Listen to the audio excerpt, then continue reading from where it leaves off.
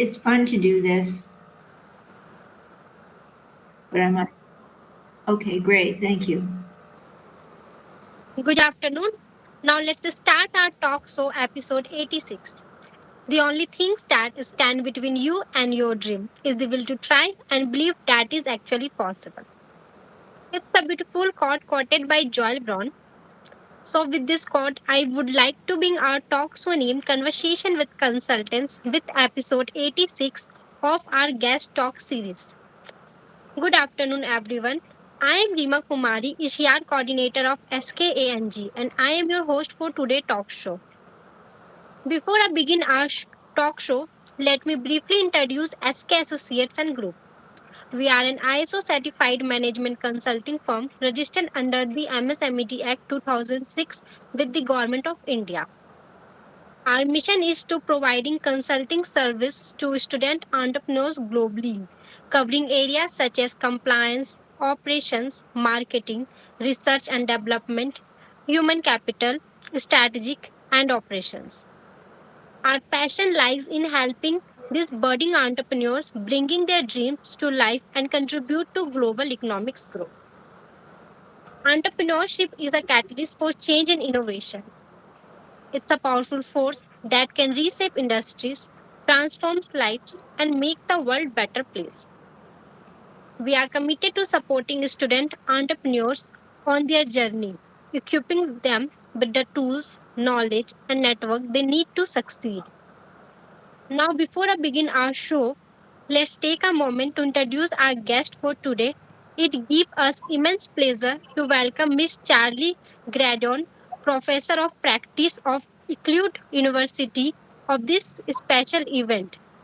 We are truly honored by your presence today, and we are delighted to have you here in this talk show to share your insight with us.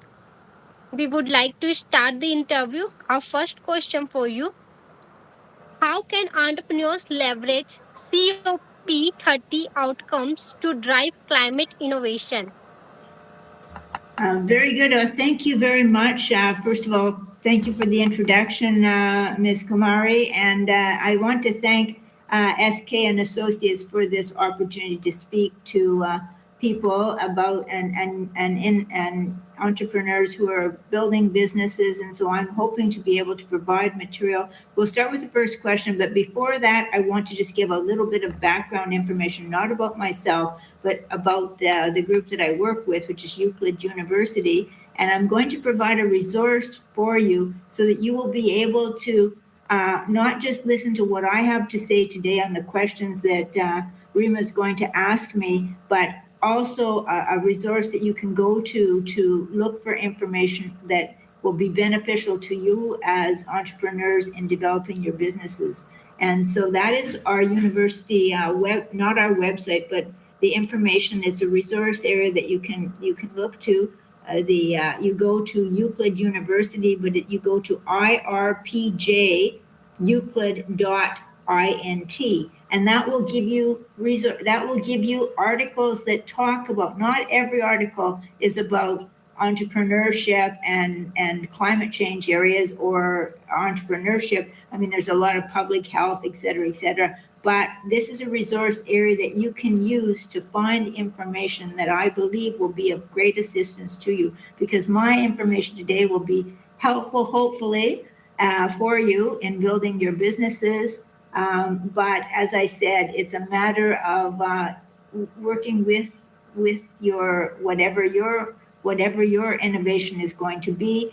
You might need resources, so come to us. And again, there may be courses that you want to look at. Take a look at our university to see if there's any. We do a lot of business management, that type of work. So it's something you may find interesting for your business development. So I'm going to answer that question. Don't worry. But before I get to that question, I'm going to also just mention I'm here to talk about some of the things that happened at COP30, which I had the benefit of attending this year in Belém, Brazil.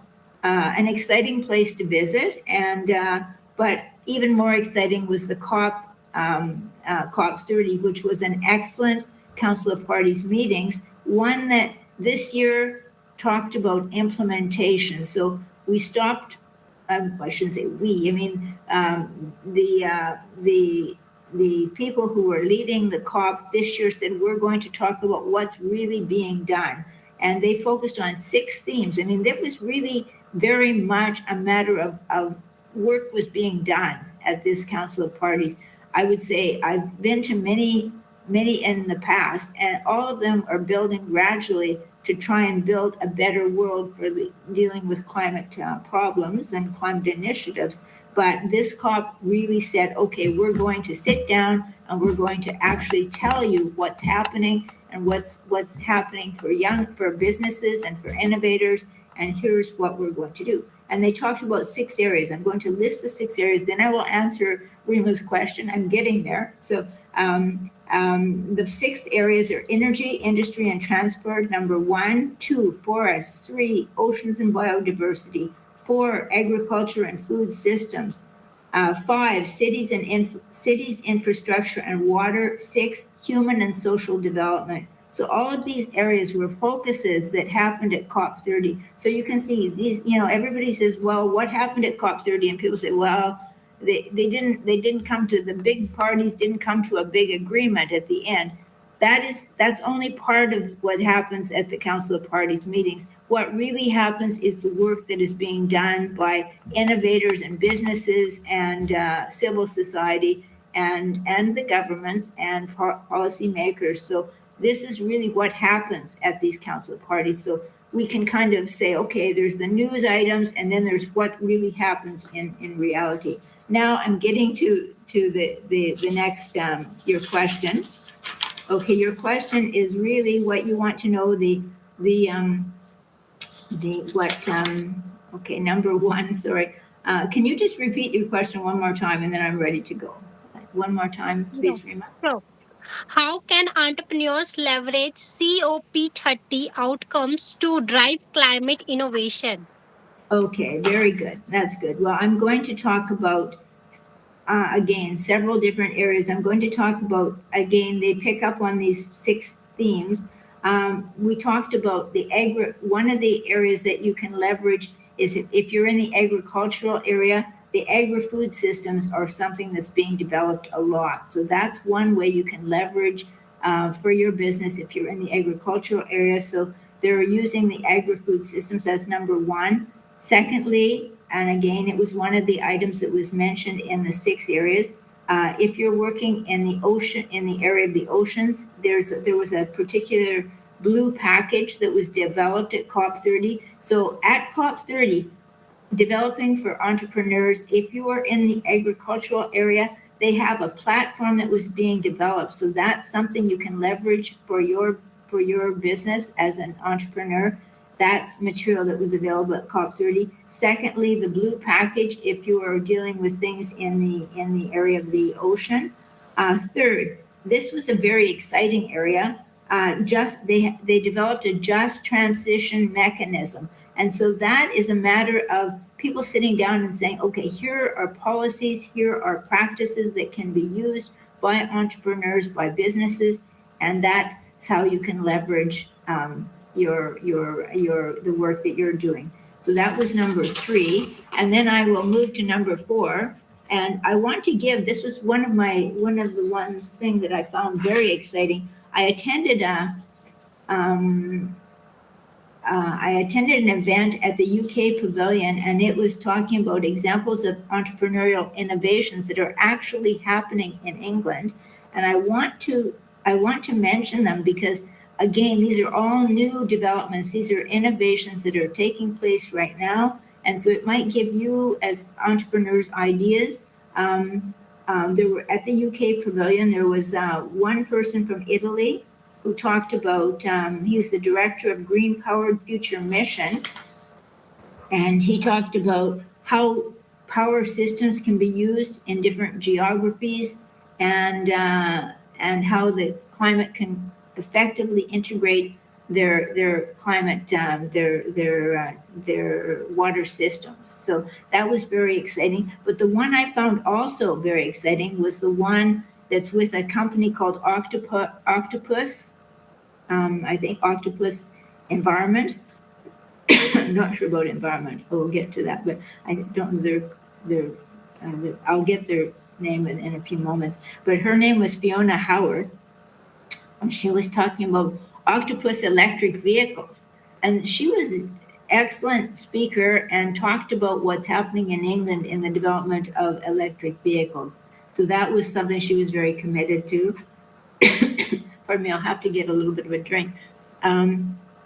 The third person that spoke was Bob McDonald, and he is from Scotland, and he's the managing director of a company by the name SSEN Transmissions, and it's responsible for the electricity transmission network in the north of Scotland. So all of these, and they were talking about great innovations, and I'll give you an example of what Bob McDonald said, that they're going to be investing more than $20 billion by 2030 to upgrade infrastructure and ultimately deliver a network to net zero. So you can see the innovations that are happening in electric vehicles, in energy.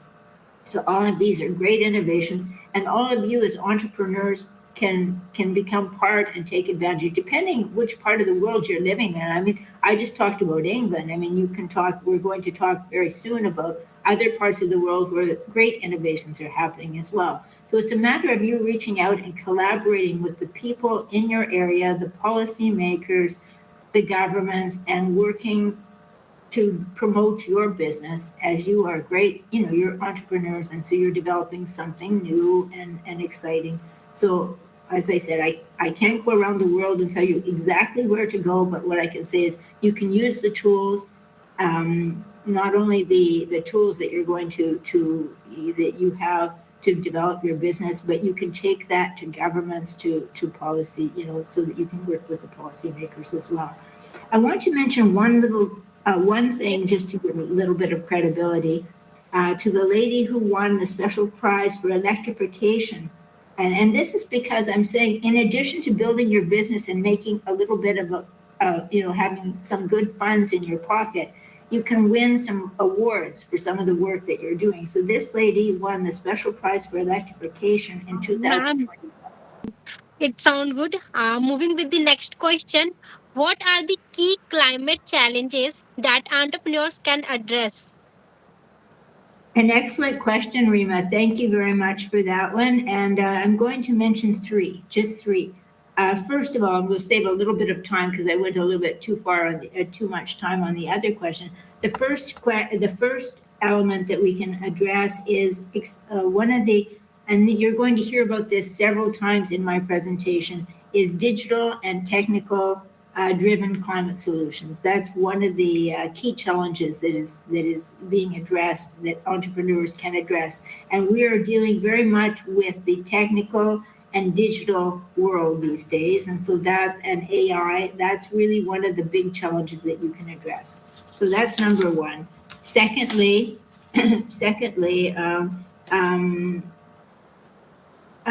one of the things is businesses and entrepreneurship were actually positioned as a central key element of COP30. I mean, the COP30 talked about it talked about the fact that governments are building, they're building sustainability into their procurement practices. That means entrepreneurs have a great opportunity to look at what the government is saying should be done in your area, and then build your businesses to meet those demands. So that is really creating a great opportunity for entrepreneurs.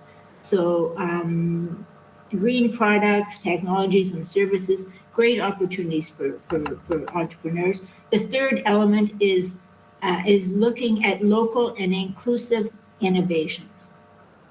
And so they're looking at not just things that are looking at high tech and AI and great technology and technological advances, but people are talking about, let's go back to the roots. Let's talk about what's happening in your community, what is needed in your community, and work together to build what is a good product that is a climate-friendly product to deal with what is needed in your particular community. So, for example, bringing youth, bringing Indigenous knowledge in, bringing community vision into the development of your product as well.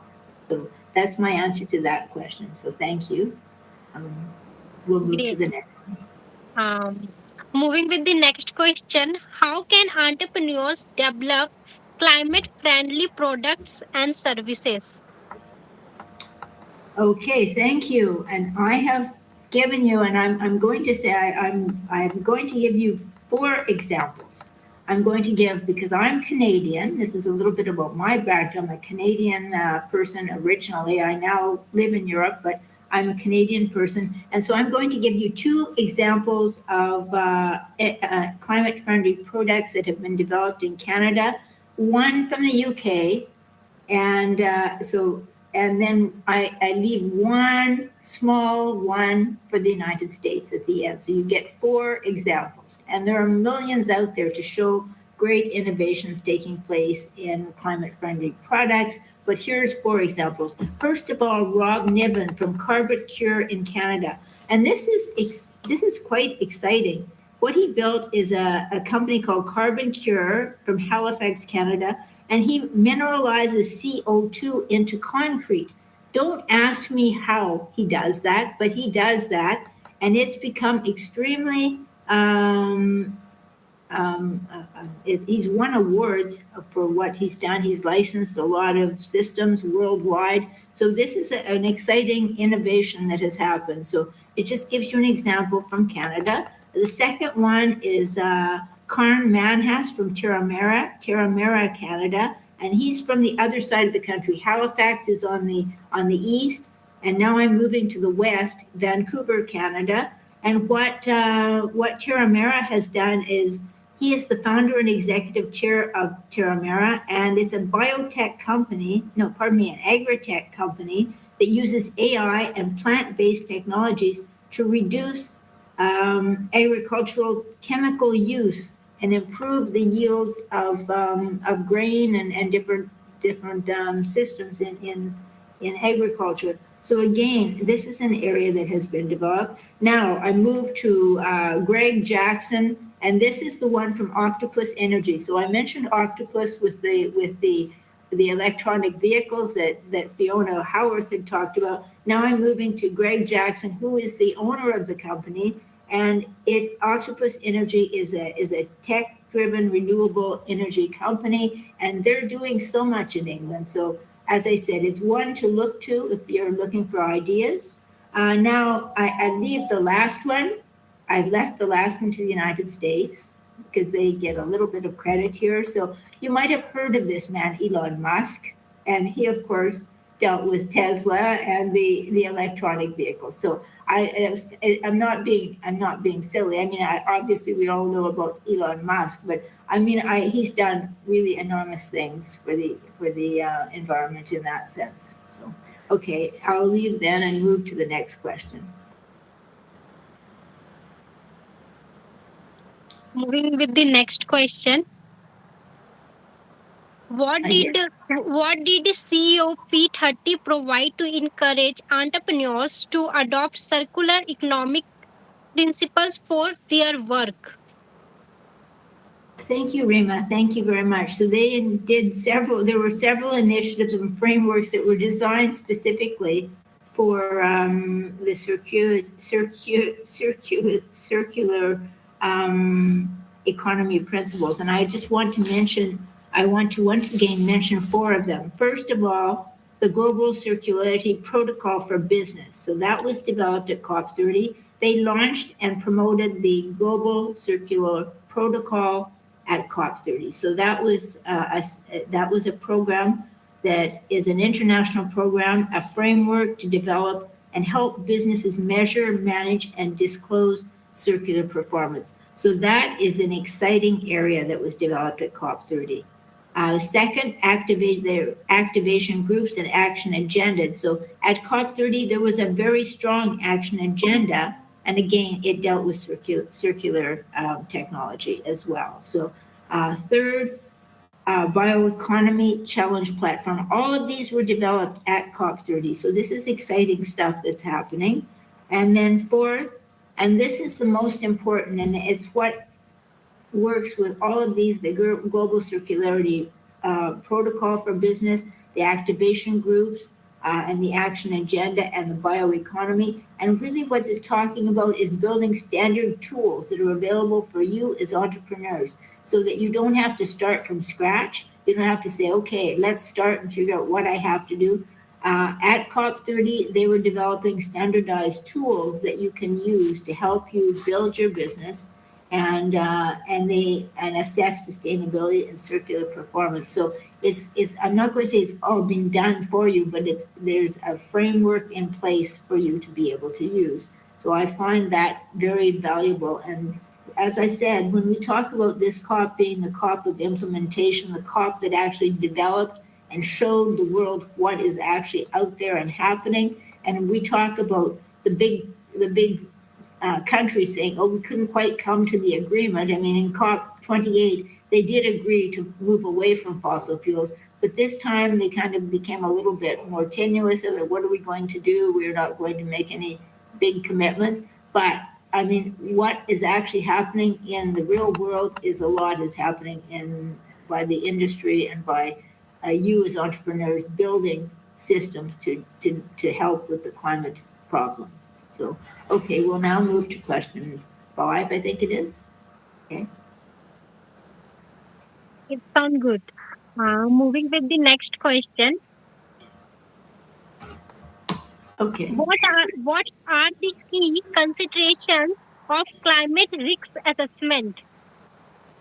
Okay. Well, we always have I'll tell you some of my favorite questions. This is one of my favorite questions because I was in Canada a lawyer and I did a lot in regulatory environmental area. And so this is one of my favorite questions, risk assessment, and in fact, I've written an article and I want to just reach out and tell you as entrepreneurs about my article so you can have a look at it. And I wrote an opinion and it was an opinion on the International Court of Justice's opinion given in August of this year. And it was an advisory opinion by the International Court of Justice on climate change. And it talked about and set legal standards for states, and that then leads to legal standards that will have some impact on you as entrepreneurs.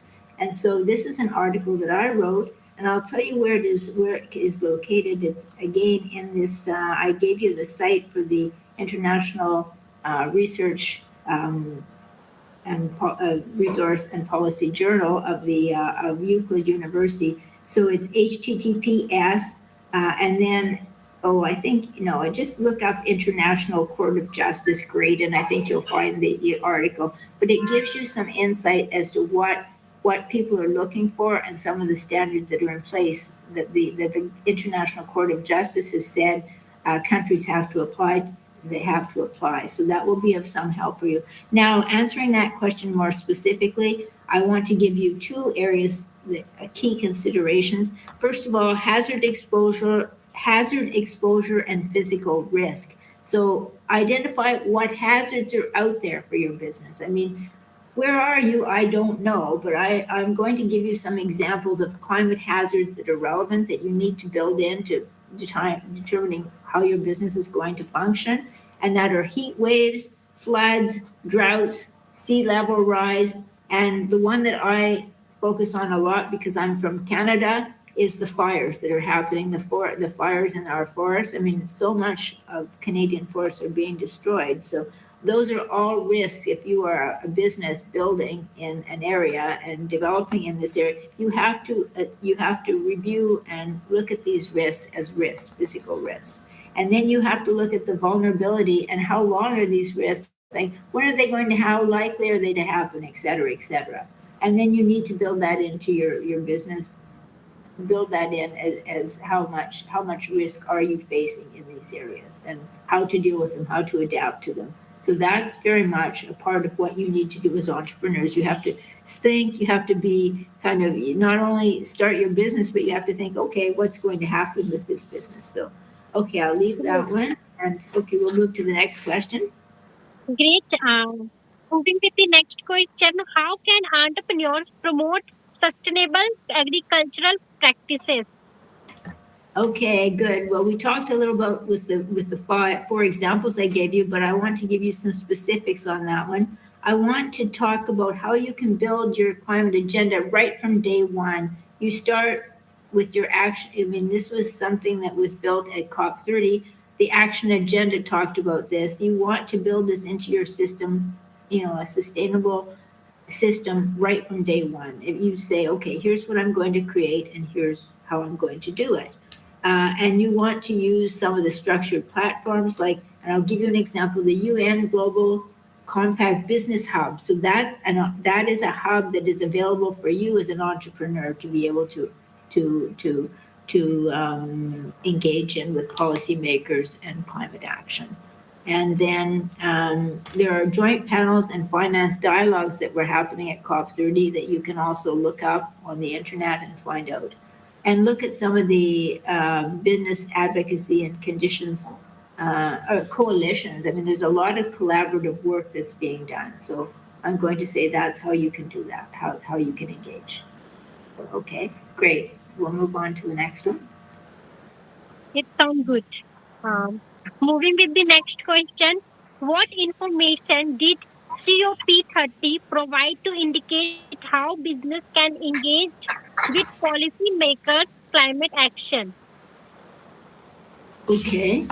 Okay. Well, I think I covered that a little bit in the last question, but that's good. So one of the things that's very important is one of the things that they spoke about at COP30 is shifting from shifting toward implementation, so practical implementation and collaboration. So really what you're doing is when you build your business, you're not doing this on your own all by yourself. You're doing this working and collaborating with other stakeholders in developing that business. So you have to look at the supply chain and you say, okay, how are these people developing their businesses? Are they also developing sustainable businesses? So all of this works together. So when we look at how business can engage, you asked about how they can engage with policymakers.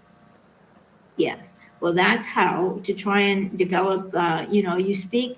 You work together. It's a matter of collaboration, and that's something that was very open and accessible at COP30. They said people are, and there was a lot of highlight on small and medium businesses and developing businesses, and saying we want to, as policymakers, the governments want to work with you. And so that's important for you. And as an entrepreneur, you want to try and reach out to those policymakers and say, here's what I have. Tell me how you feel about it. Is it going to work, et cetera, et cetera. So that's how to do it, how to engage. And be open, be forthright, and say, here's what I have, and use transparency to try and put that forward to the government so that you don't sort of put it all together and they say, oh, no, you can't do that because da da da. You do it in advance. So that would be my answer to that question. It Okay. sounds good, ma'am. Moving with the next question. What are the benefits of using renewable energy sources?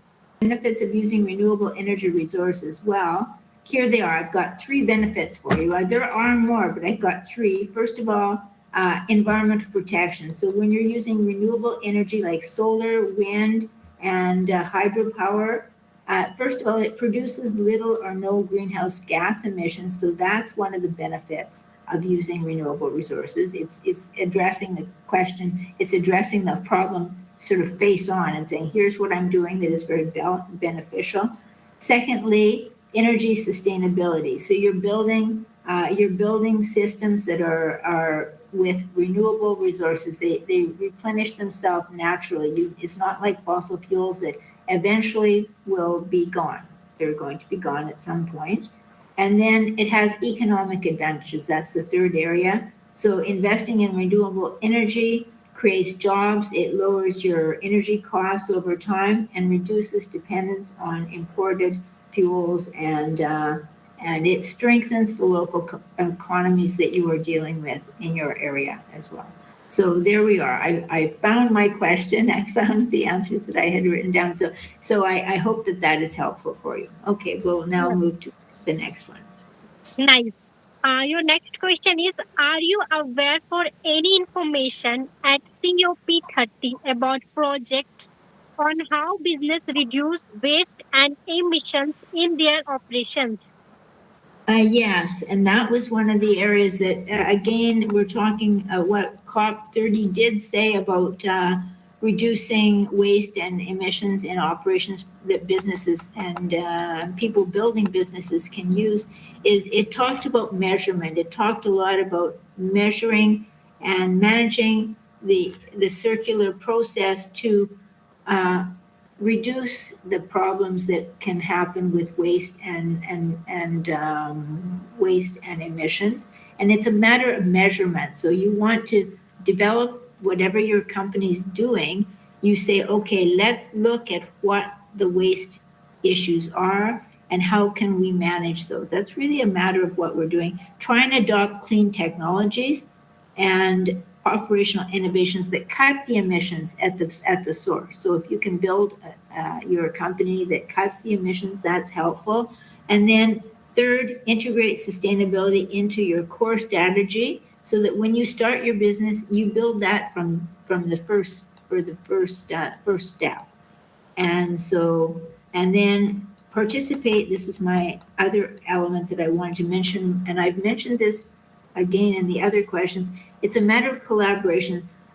Talk about multi-stakeholder efforts to scale solutions so that you are building a company, you're building an organization that is going to work with other people in the supply chain to develop a sustainable business. So to me, that is what you're going to do to help reduce your waste and emissions. So again, it's a matter of collaboration. It's a matter of identifying the issues, measuring the issues, and then responding by working with and collaborating with the other people in the supply chain.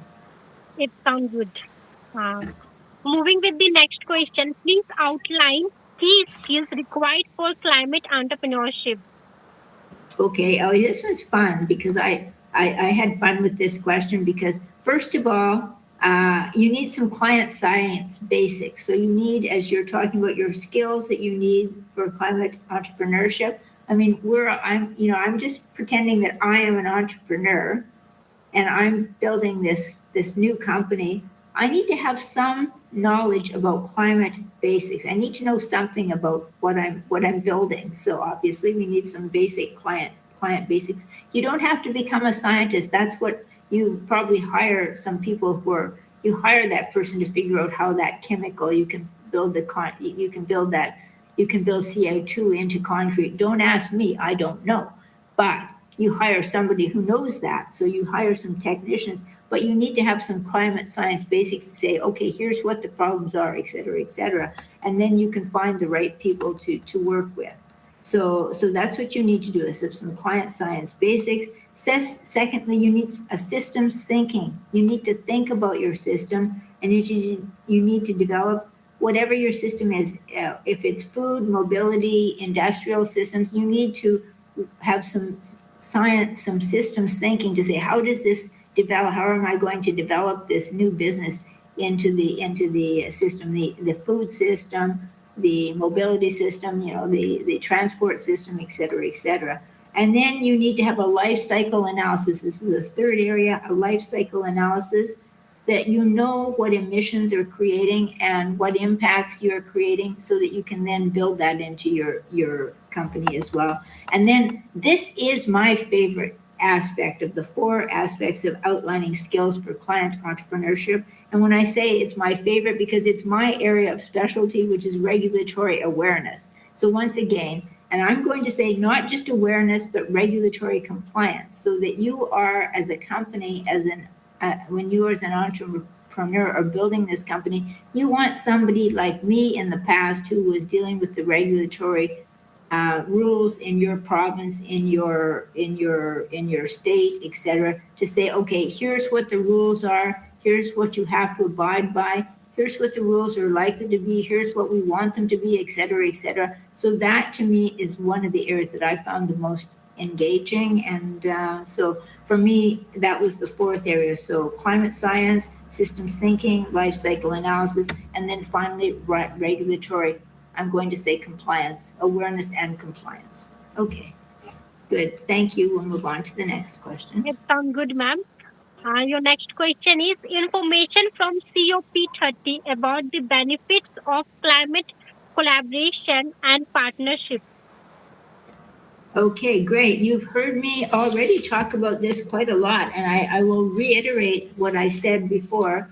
And that is COP30 was very keen on collaboration. It was one of the things, it reinforced COP30 reinforced global collaboration. So not just in your country, but working with other countries as well. So global cooperation and among governments, international organizations, civil society, and private actors. So we want to try and build everybody into the system. It's not a matter of everybody standing alone. So everyone working together. And the collaborative frameworks, I've already talked about some of them that were put in place, so I won't reiterate what I said already. So there were some very good frameworks, the action plan, and I gave you 2 or 3 other frameworks that were developed at COP30 that were initiated and developed at COP30. So all of those are there for you as collaborative frameworks that are available. And the action agenda at COP30 sets them out as well.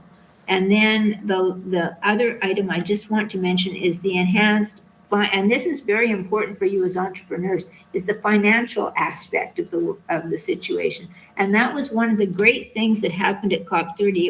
It was exciting because what they are saying is the partnerships have committed to tripling adaptation finance by 2035. So they're putting money, I'm going to say they're putting money where their mouth is, So they're actually saying, okay, we're going to stand up and say, we're going to provide finance for people in this area, so that, and this is okay. They put the date of 2035.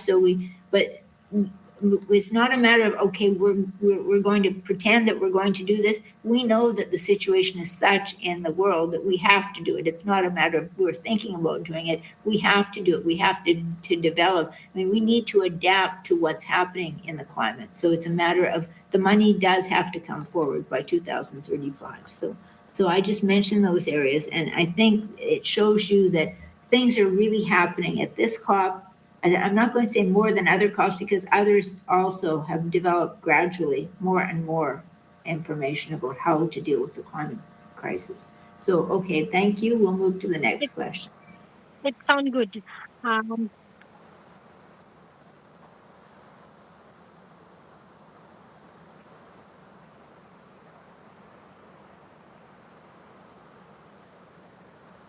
Okay. Okay, good. Okay. Moving with the next question. Did COP30 provide you with any information about how business can promote climate awareness and advocacy? Yes, and I've said it already, but I'll say it very, very quickly again. The formal engagement platform action agenda was very important in doing this. It provided toolkits and policy messaging for businesses to use and advocate for climate policies. It provided public mobilization efforts to try and demonstrate leadership and awareness for climate. And it set out guidelines to encompass that are credible advocacy elements that you can use for your business. So those are the areas that I don't want to, we need to shorten, so we'll move then to the next question. Great. Moving with the next question, how can entrepreneurs develop climate-friendly business models? Okay, great. And as I said, I've given you great examples of ones that have already done it. Now I'm going to, for you as entrepreneurs, I'm going to give you 3 areas. And there's millions of areas, but I'll give you a few areas. Okay. Design for sustainability from the start. I've said this already. Secondly, adopt circular economy principles. We've talked about that already. Third, reduce and manage carbon emissions. We've talked about that in the waste and management question. Then we want to innovate products and services that solve climate I've talked about that as well in the regulatory aspect. And then build sustainable supply chains. That's number 5. I've talked about that as well. So we want these sustainable supply chains. We don't live alone. We live working with others in your community.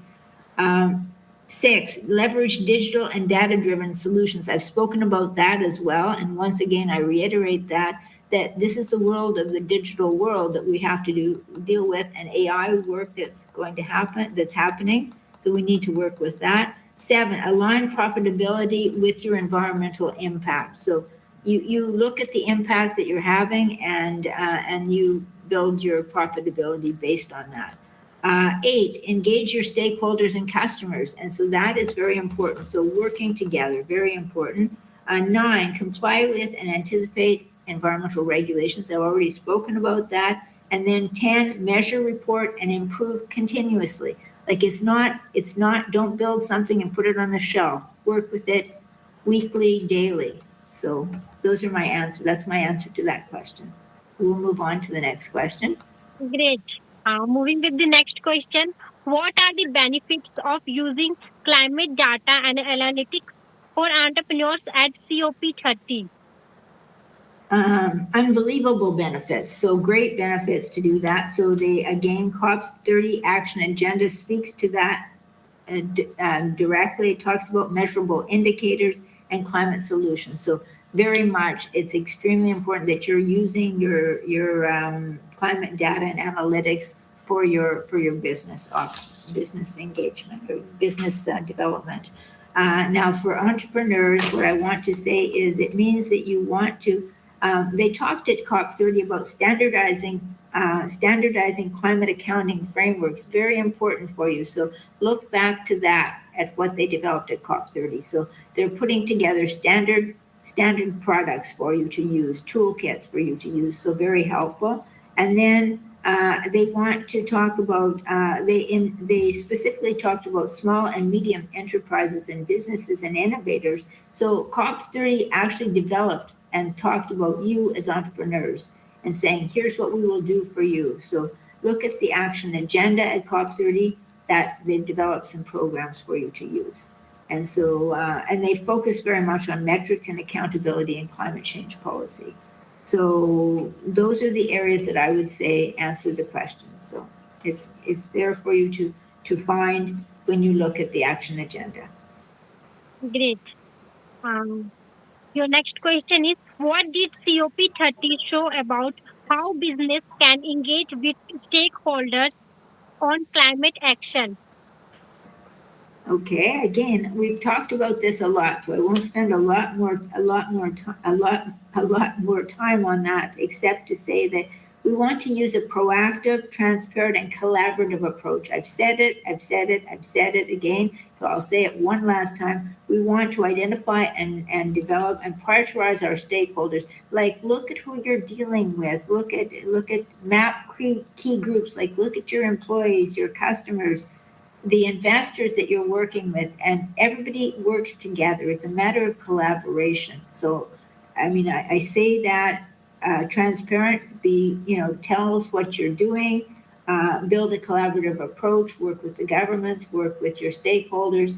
And so all of that comes together and it works very well. And so, and communicate that transparency, set measurable climate commitments, and as I say, collaborate with across the value chain that you're using.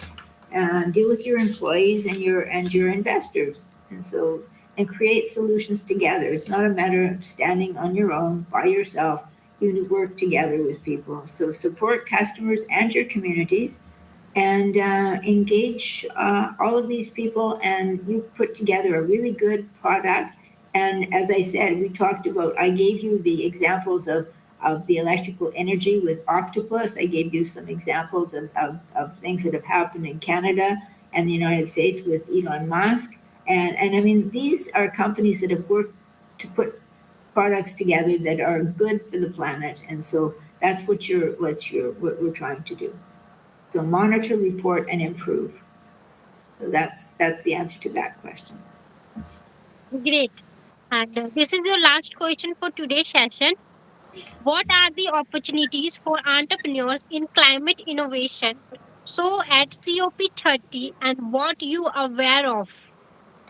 Okay, very good. So again, I want to talk about some of the great pavilions and showcase and partnerships that were developed at COP30. I mean, COP30 is it's like a major city that we've just invite. You know, you're moving into a city when you go to COP30. There's so much to do, you don't know where to start. So you end up going to a few different. You know, you only have so many days, and so you have to focus on what you can find very interesting. So in that sense, I found that some of the pavilion showcases and partnerships provided great opportunities to learn about different things. And I've told you a little bit about the English one. I work because I'm an academic. I went to the higher education pavilion, I'd say it was in a presentation, and so that was very useful for me as well. So, and also one of the things that I went to and really enjoyed taking part in is working with the indigenous people across the world that are bringing so much knowledge and information that can be used for dealing with climate issues. So those were three areas that I focused on during that time that I was at COP30. And so then we want to look at challenges and some of the AI opportunities that are available for you. Now there's a new world out there for you as entrepreneurs. You have an AI world that you can use very effectively. For example, when we talk about the risk assessment area, we can now look at AI models that are showing likelihood of risk happening in your area. I mean, it's becoming very, very efficient and useful for you. And then most important for you as well is the finance area. So new funds are being built, and that was something focused on it. And I talked to you about the opportunity by 2035, that how all the money that's needing to come forward to be able to build climate responses to climate to adapt to climate problems. So all of these are coming together. So that we're using new funds, we're blending finances, and so we're putting together investment opportunities for you as entrepreneurs. And then as the last one I'm going to mention is digital AI solutions. I can't say anything less than this is the most exciting area for you to get to work with, is to work with this for your business so that you can use it to make your business an effective business. So use digital and AI solutions if you can. Okay, very good. And I thank you very much. I want to thank, so is that my last question? I didn't get my last question. That's good. Okay, is that my last question? It sounds good. Moving ahead, we would like to express our sincere gratitude to Mrs. Charalee Graydon for being our guest for today at Conversation with Consultants. Your presence and engagement helped to make this event successful. Thank you for providing insights into your exciting journey. Further, we would also like to thank our audience for listening patiently throughout the event. Thank you everyone for joining with us today and hope that everyone gained some knowledge from this event. Looking ahead, we are excited to announce that our next episode, 87 of Conversation with Consultants, will be held soon. We hope to see you all there. Thank you, and we look forward to reconnecting you again. Do subscribe our YouTube channel and follow us all social media handles to stay connected with us. Goodbye and have a great day ahead. Thank you. Thank you, ma'am. Thank you very much, and thank you, SK and Associates, and thank you as well, Rima. Thank you for your patience and your perseverance in working with me. I appreciated all your help. Thank you very much, and thank you, SK and Associates, for this Thank you, opportunity. ma'am. Okay, bye.